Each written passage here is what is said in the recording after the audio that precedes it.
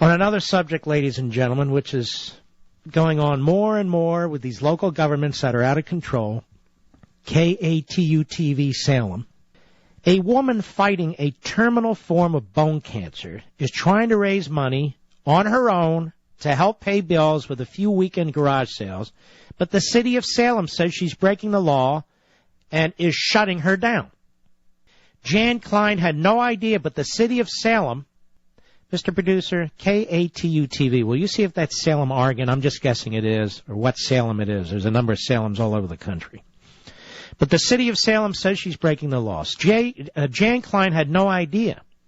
But the city has a clear law that states a person can only have 3 yard sales a year.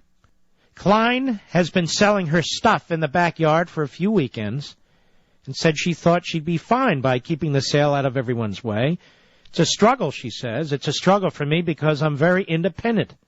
I'm used to taking care of myself. She's run businesses and supported herself for years, but this summer she was diagnosed with bone cancer. It's Oregon, Salem, Oregon, figures.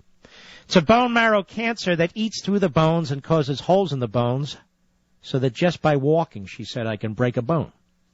In one day, she lost her independence, her ability to work and earn an income that could pay for all those medical bills. So she decided to sell what she owned. I mean, this woman should be applauded and praised and emulated. The sale was bringing in several $100s each weekend until one neighbor complained, and she got a visit from the city. He said, I'm sorry, rules are rules, the city employee. Klein says she understands the city's trying to prevent nuisances in neighborhoods, but she doesn't think she's causing any trouble.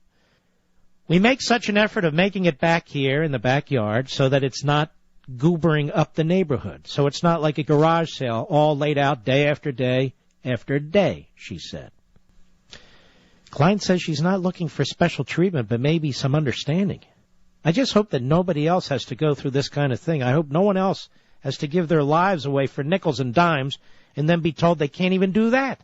I hope nobody else has to do this ever, she said. According to the Community Development Department, there's a reason for the law. The past, some people have set up what ended up being permanent flea market type sales in their property. If she reopens her little garage sale, she will be fined $300. It's a misdemeanor. Although, after hearing more about Klein's situation, the supervisor said he's going to take another look to see if there's anything she can do to operate within the law. She's not running a flea market, you idiots. And what kind of putrid neighbor would rat her out? Here, I have an idea, you jerks in Salem, Oregon. Look the other way. Pretend it's not happening. You can do that, you know. The woman has cancer. What is she supposed to do? Spend her last months fighting you? Oh, government's so wonderful. More and more government. More and more employees with bigger and bigger salaries and pensions and benefits.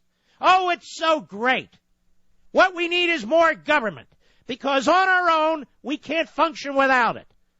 You know what, ladies and gentlemen? It works the other way. Government should have to prove its existence, its worthiness, not assume it, and it shouldn't be able to seize it. That is power. How many more lemonade stands do I have to talk about? How many more cancer patients do I have to talk about? How many more little kids in public schools who bring Skittles or cupcakes and are suspended? How many more stories like this do we need to read before we take our communities back? Take them back from these a-holes. I'll be right back.